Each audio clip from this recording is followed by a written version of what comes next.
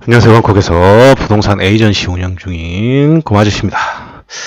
작년에 미얀마에서 지진이 있었죠. 그 지진이 방콕에까지 영향을 미쳤습니다. 그 지진이 만달레이에서 났습니다. 그리고 미얀마는 현재 아직도 내전 중이죠. 그러다 보니까 그쪽에 사람이 많지를 않죠. 그러니까 외국인이 많지를 않아요.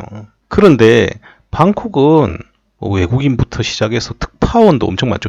지금 가끔씩 보면 중동에서 전쟁이 일어나는데 방콕 특파원이 뉴스를 얘기하는 경우도 꽤 있습니다. 그러다 보니까 당시에 마치 방콕에서 지진이 난 것처럼 SNS나 뉴스 같은 것들이 도배를 하게 되죠.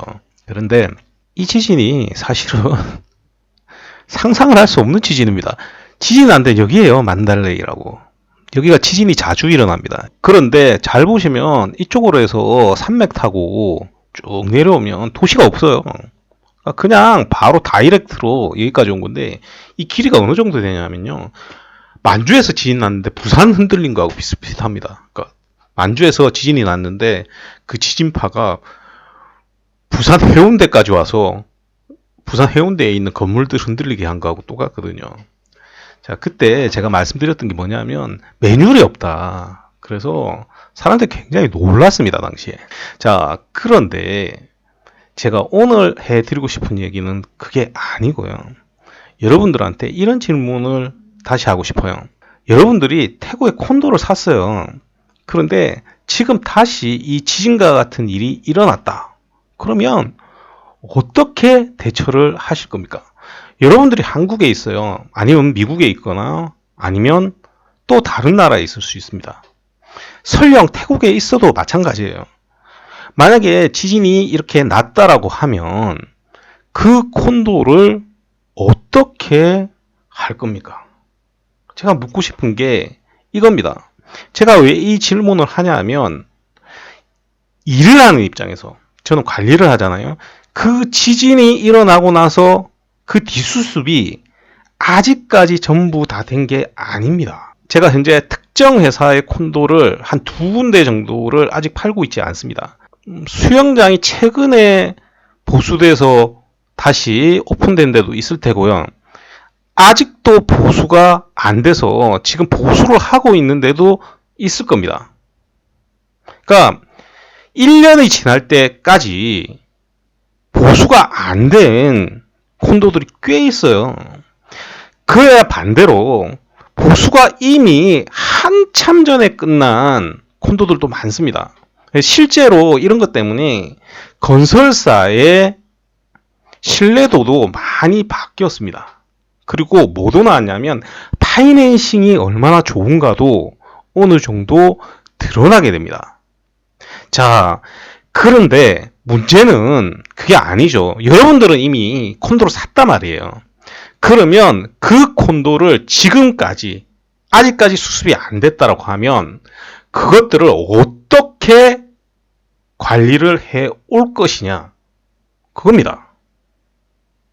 자, 당장에 여러분들이 제가 없다라고 하면 지진이 났어요. 지진이 났는데 집이 어떻게 됐는지 여러분들이 알 수가 없죠. 그렇지 않습니까? 만약에 임차인이 있었다라고 우리가 가정을 합시다. 한국 분들 중에서 그런 분들 많으시더라고요. 지진 나자마자 짐 싸갖고 집에 가버리는 사람들 꽤 있었죠. 그때 SNS에. 가버렸어요. 만약에. 그러면 어떻게 처리를 할 겁니까? 여러분들 그 생각 해보신 적 있으십니까? 자, 그런데 지금 꽤 지났으니까 보험금 얘기를 해봅시다. 보험금이 지급된 콘도가 얼마나 될까요? 보험금이 지급된 콘도가요, 거의 없어요. 다만 1년이 지났기 때문에 보험금 책정이 끝난 콘도는 대부분입니다. 그러면 이 보험금을 타기 위해서 어떤 과정을 거쳐야지만 여러분들이 가장 좋은, 즉 가장 많은 보험금을 받을 수 있는지, 이 부분에 대해서도 한국에 있으면 알 수가 없는 겁니다. 그러면 어떻게 됩니까? 집이 얼마나 부셔졌는지 그 정도야. 뭐 어떻게 관리사무소에서 얘기해서 사진 찍어서 그러면 되겠죠. 그러면 그거 어떻게 보수할 겁니까? 보수를 했을 때 돈이 얼마가 들어야 정상적인 건지 이런 거 전혀 알 수가 없는 거거든요. 제가 오늘 묻고 싶은 게 그거예요. 그런데 제 고객들 얘기를 해볼까요? 제 고객님들 중에서 지진이 일어나고 나서 저한테 바로 연락 오신 분이 한 3분의 2 정도였고요. 3분의 1은 제가 연락을 드렸습니다. 왜 그러냐면 3분의 1 정도는 지진이 났구나. 뭐 알아서 하겠지. 라고 생각하시는 분이 한 3분의 1 정도 돼요. 왜 그러냐면 제가 전화를 했더니 봤습니다. 그래서 이렇습니다. 라고 얘기하면 알아서 해주십시오. 그러고 맙니다. 3분의 2 정도는 저한테 연락이 오죠. 우리 고객들의 재산이지 않습니까? 본인들 재산이니까 당연히 연락이 옵니다. 연락이 와서 처음에는 저보고 괜찮냐라고 물어보겠죠.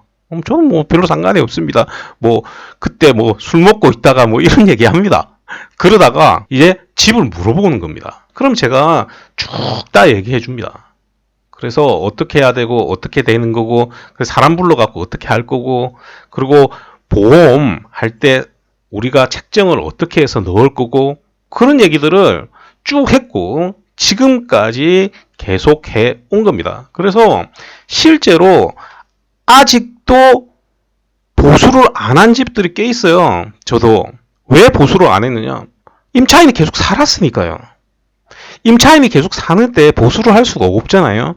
그러면 임차인이 빠지고 나면 그러고 나서 보수를 하게 됩니다. 근데 그 임차인이 그냥 1년 더 살겠다. 괜찮다. 많이 안 부셔졌다. 그러면 보수를 할 수가 없는 거죠. 또 이런 경우도 있을 수 있어요. 임차인이 외국인이라서 내가 본국에 한 달 정도 들어가 있을 테니까 그때 보수를 해 주십시오. 그러면 그때 맞춰갖고 보수를 해야 되는 겁니다. 그러면 여러분들이 이런 것들을 전부 다 컨트롤할 수 있냐라는 거죠. 자, 이걸 묻고 싶어요. 왜 제가 이 얘기를 하냐? 최근에 제 고객이 한 2년 만에 오신 것 같아요. 오셔가지고 오시기 전에 이제 집을 고쳤거든요. 막 임차인이 나가서. 그래서 은행 이제 페이스 스캔을 해야 돼요. 예전에는 페이스 스캔을 안 했기 때문에 그 은행 앱을 쓸 수가 없습니다. 그래서 오셔가지고 페이스 스캔을 하고 은행 앱을 다시 쓰게 되는데 그 작업을 하면서 집에 오셔서 그 확인을 하셨어요. 딱 맞춰서 왔기 때문에.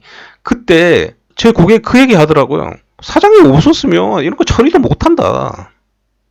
이런 얘기 좀 해라. 라고 얘기를 하더라고요. 그래서 제가 오늘 얘기를 드리는 거예요. 원래 제가 관리 얘기를 하려고 했는데 또 똑같은 얘기를 하는 것보다 이게 더 나을 것 같아서 제가 말씀을 드리는 겁니다. 제가 이 얘기를 해 드리고 싶어요. 우리가 관성적으로 살아요, 사람은. 관성적으로 살고요. 사람이 굉장히 합리적이고 이성적인 것 같은데 의외로 그렇지 않습니다. 여러분들이 마트에 가서 물건을 산다라고 우리가 가정을 해봅시다. 그러면 우리는 합리적인 소비를 한다라고 생각을 합니다. 그런데 잘 보면요. 합리적인 소비가 아니고요. 매일 하던 것들 중에서 비어있는 것들을 하게 됩니다. 그러니까 예를 들면 계란이 떨어졌다. 그러면 계란을 사는 거죠. 근데 문제는 뭐냐면 계란을 보통 사던 걸 삽니다. 사던 걸 사요. 중간에 어떤 일이 일어나지 않는 한 내가 계속 사 먹던 걸 사게 됩니다. 그런데 그 사 먹던 걸 뭐라고 생각하느냐? 제일 좋은 거라고 생각을 합니다. 어떤 게 일어나기 전에? 외부에서 충격을 주기 전에. 예를 들면 어떤 충격이 있냐면 옆에서 반값에 팔고 있다. 그러면 거기에 바로 눈이 가겠죠. 또는 방송에서 유명한 셰프분이 나와서 이렇고 이런 걸 골라야 된다라고 얘기했으면 내가 지금 먹던 게 그거하고 관계가 없어요. 다른 걸 먹고 있어요. 그러면 바꿀 수 있겠죠. 그러지 않는 한 사람은요. 내가 원래 사던 거 계속 삽니다. 그런데 그 사던 게 가장 합리적인 걸 수도 있지만 객관적으로 항상 합리적이지는 않아요. 그런데 우리는 뭐라고 생각하느냐? 합리적이라고 생각을 합니다. 왜? 내가 그게 편하기 때문에. 또 다른 얘기를 해볼까요? 당구를 칩니다. 당구를 치면 우리 당구 선수가 있잖아요. 3쿠션을 치는데 이 당구 선수가 과학적으로 수학적으로 계산해서 면을 있잖아요. 어떻게 치면 이렇게 간다. 본인들은 그렇다라고 생각을 해요. 우리 당구 치면 당구 잘 치시는 분들이 그렇게 얘기를 하잖아요. 근데 과학자들이 보면 계산을 실질적으로 하는 건 아니잖아요. 그렇지 않습니까? 과학자들처럼 수학을 만들어서 직접 계산을 해서 치는 건 아니거든요. 그렇잖아요. 자, 그런데 우리 따져봅시다. 처음 치는 사람은 똑같이 그 생각을 합니다. 근데 그대로 갑니까? 안 가잖아요. 그렇잖아요. 그래서 우리가 뭔가를 할 때는 경험이라는 게 필요해요. 경험이 나쁜 게 아니고 경험이라는 게 필요합니다. 그런데 문제는 뭐냐?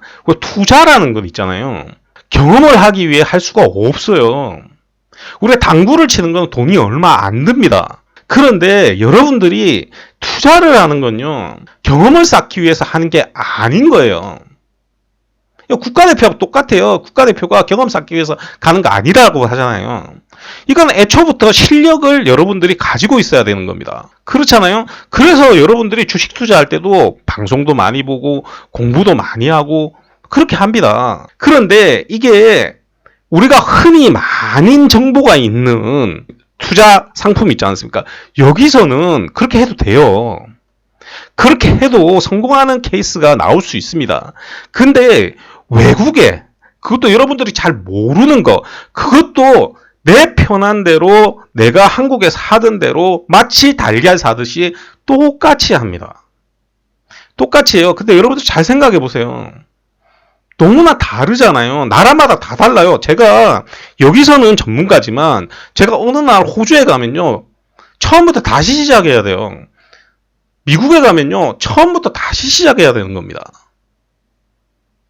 그러면 제가 여기서 돈을 많이 벌어서 미국에 투자를 한다, 미국 부동산에 투자를 한다라고 하면 제가 가서 거기에 있는 콘도를 보고 또는 집을 보고 사는 게 아니고요, 거기 있는 전문적으로 일하는 사람 중에 잘하는 사람을 찾을 겁니다.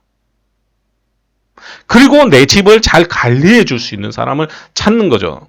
근데 미국이나 캐나다나 다른 나라 다 가면 관리하는데도 어마어마하게 돈을 내야 됩니다.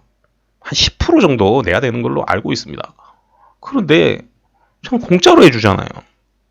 현재 공짜로 해주고 있어요. 그런데 제가 이 얘기를 마지막으로 하고 가겠습니다. 여러분들 제 유튜브 블로그 보잖아요. 그 보시는 분들 중에 이런 사람들이 엄청나게 많아요. 여기에서 보고 정보를 얻어서 내가 가서 해야지, 내가 가서 뭔가를 해봐야지. 그럼 다시 물어볼게요. 지진 나면 어떻게 하실 건데요? 거기에 대한 매뉴얼이 있습니까, 여기? 그리고 제가 콘도를 선별할 때 하는 매뉴얼이 있습니까? 없잖아요. 제가 묻고 싶은 게 그거예요. 왜 위험성을 더 만드는 겁니까? 심지어 태국은요, 여러분들이 저한테 콘도를 사도요, 제가 건설사 물건만 팔잖아요. 여러분들이 저한테 10원 한 장 안 줘요. 건설사에서 저한테 돈을 주는 거지. 태국은 매도자가 돈을 주는 겁니다. 자, 제가 이 얘기를 하고 오늘 마치도록 하겠습니다. 자, 이번 주 일요일에는 제가 영상을 하나 공개할 수도 있고요. 아니면 왜 2년 전부터 저가 콘도가 투자할 만한 게 없는지, 또 반대로 왜 갑자기 아주 고급 콘도들이 많이 런칭이 되는지, 이 부분에 대해서 이야기를 해드리도록 하겠습니다. 자, 오늘도 들어주셔서 대단히 감사드리고요. 이상 저는 방콕에서 고마주셨습니다.